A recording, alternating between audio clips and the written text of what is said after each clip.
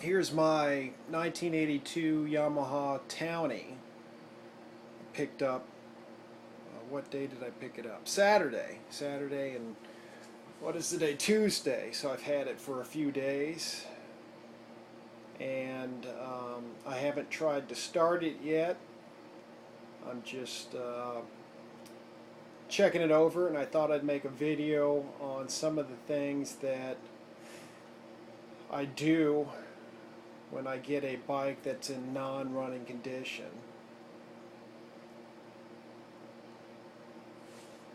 See if we can come a little bit closer. There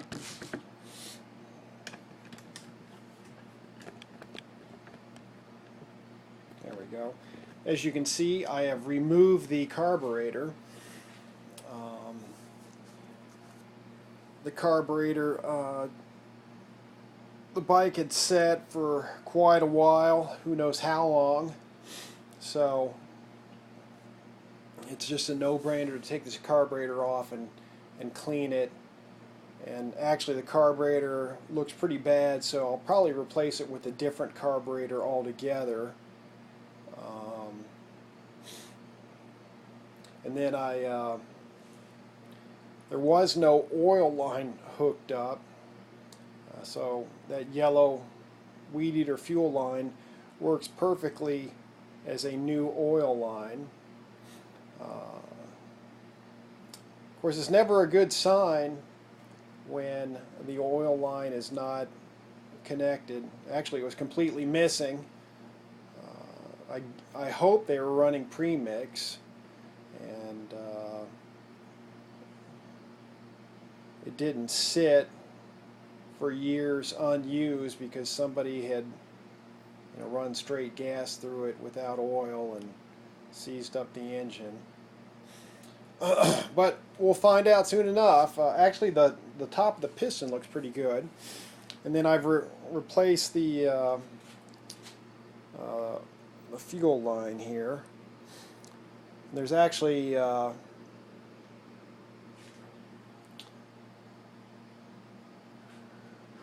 line that goes from the tank to the petcock, and then what I replaced was from the petcock to the carburetor. And I'll add a fuel filter, even though we do have a plastic gas tank on this bike, just for extra protection. Who knows? So generally, when you get a bike that's not been running for a while, the carburetor usually is going to be either need to be cleaned or replaced. And then one of the other things I do is I'll take off the spark, or take the spark plug out. They actually had the wrong spark plug on this, which is common for people to just throw in anything. That's close, what the heck, let's throw it in. So when I took the old spark plug out, I shined a flashlight down in the cylinder and just kind of looked at the top of the piston, and the piston looked really good. Matter of fact, it almost looked new, which I may want to take the cylinder head off. Well,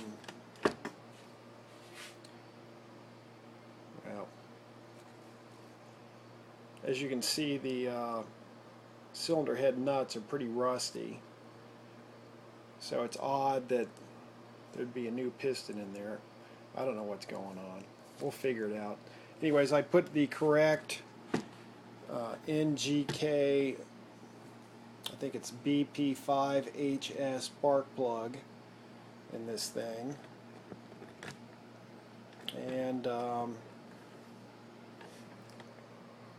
then another thing I do is I always pop the cover off the wiring.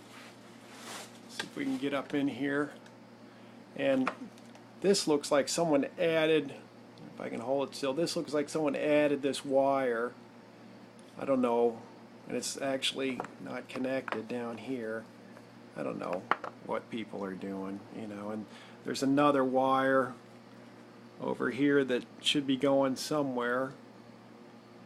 I'll try to hold it steady. So luckily I have another Towny so I can just consult that and figure that out.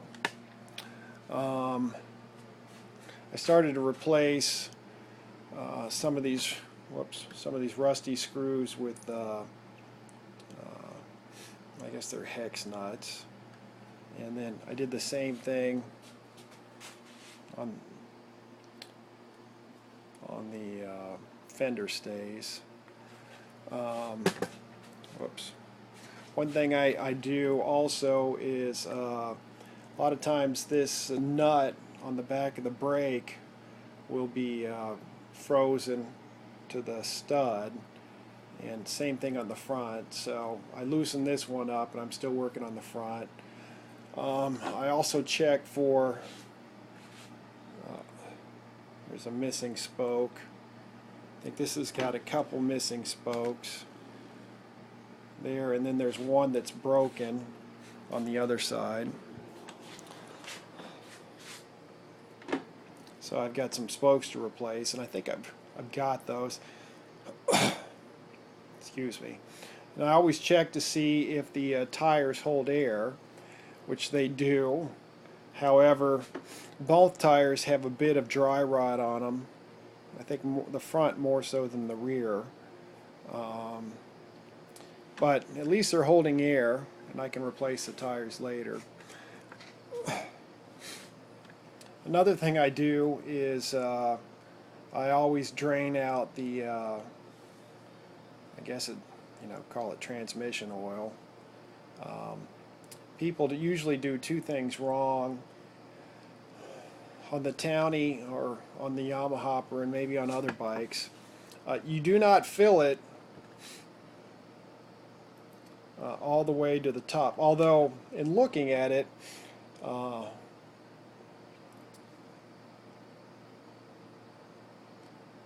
the filler is actually quite a bit lower than on the Yamaha. But anyhow, people often put the wrong amount. Maybe it does end up filling to the top of the fill hole here. But anyways, it holds like 15 ounces. So, and then, well, you can use different types of oil as far as different weight oils, depending on what you want to do. I'll probably just put in 10W30 or 5W30, 15 ounces. And then, the other mistake they make is if they don't overfill it, they go to the other extreme and never look at the transmission oil. So this wasn't too bad, although it did have a bunch of crud in it. I'm running out of room here. I do have some metal filings here. I had to drill out the screws on this coil here to put in new screws because they were rusted shut, and then I ended up replacing all these screws on this this clutch cover here. Not that that's necessary, but I was just messing around and decided to do it because I had them. You can see on the intake maybe that these screws are pretty rusty too, which leads me to believe that this sat outside for a while for all those screws to be so rusty, which is disappointing. I've taken off the air filter housing, and I'll end up putting on either a K&N filter or a mesh filter on this. And I'll blow off all this these metal shavings from drilling out these screws, and I clean it up as I go, little by little. I kind of cleaned up the seat as well. I'll check on this one, the two-stroke oil goes here instead of like the Yamaha, which is under the seat.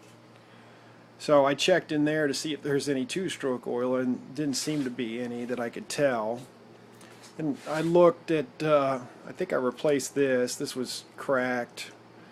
And actually I just noticed that this one's cracked here, and I've got extra ones, so I might just replace that. And I kind of looked at the bulbs. The bulbs look good in the brake light and the turn signals.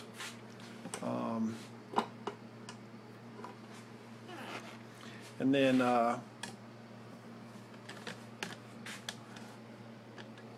you can see that this they didn't have the hose connected to the battery. There's a tube, a drain hose that connects to the battery.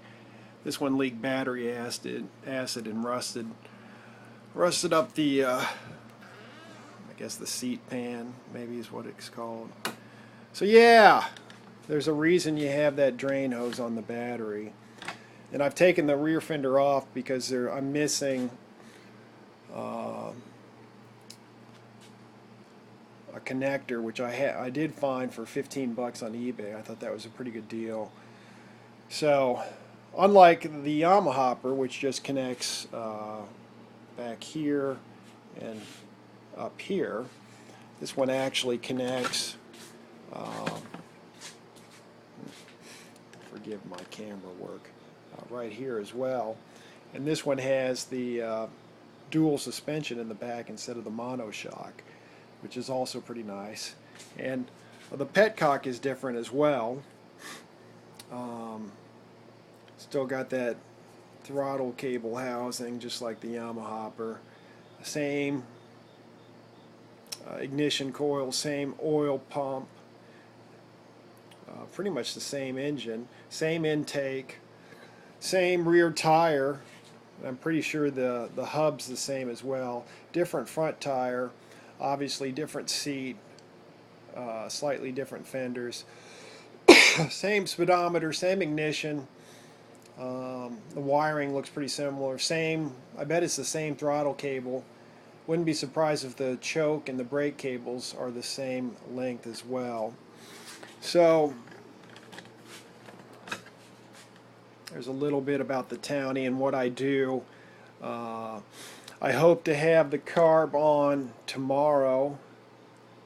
I don't know when I'll get that rear fender piece that I need. I'll have to check and see. And then I need to install the battery, but I don't need the rear fender to run. So I'll see if I can get this thing started up and going here in the next few days. And I gotta figure out what that bullshit wiring job was. I mean, why is someone adding that wire? I mean, come on. And did they screw anything else up? It doesn't look too bad. I'm not sure what they were doing.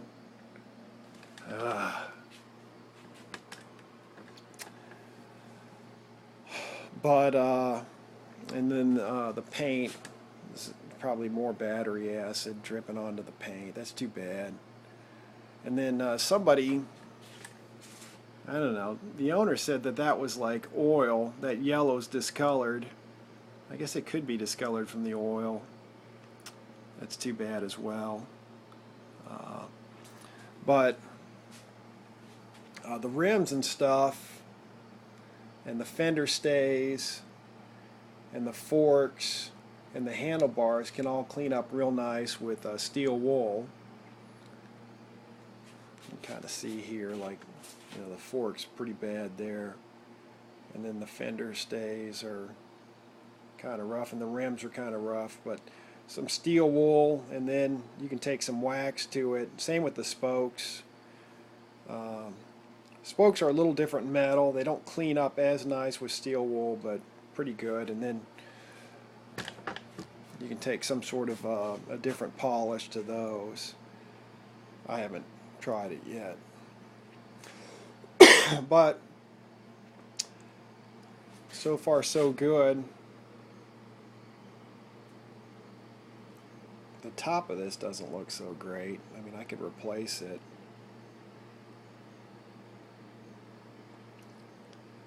Cables have seen better days as well, but they're still usable. I'm tempted to take I want to get in there and it looks like the other screws on that intake aren't so bad, but the one is pretty rusty. And then I could actually replace those nuts on that cylinder head. I'll probably end up, another thing I'll do is I'll probably take off the cylinder head and get a better look at the piston and the cylinder. Maybe I ought to get some fogging oil or stick a finger down there with some two-stroke oil and just lube it up, because it's probably, it could be dried out, but you never know how long it's been sitting. So these are just some of the things that I do, or most of the stuff that I do with a bike that I bought that in a non-running condition before we try to get it running. Stay tuned.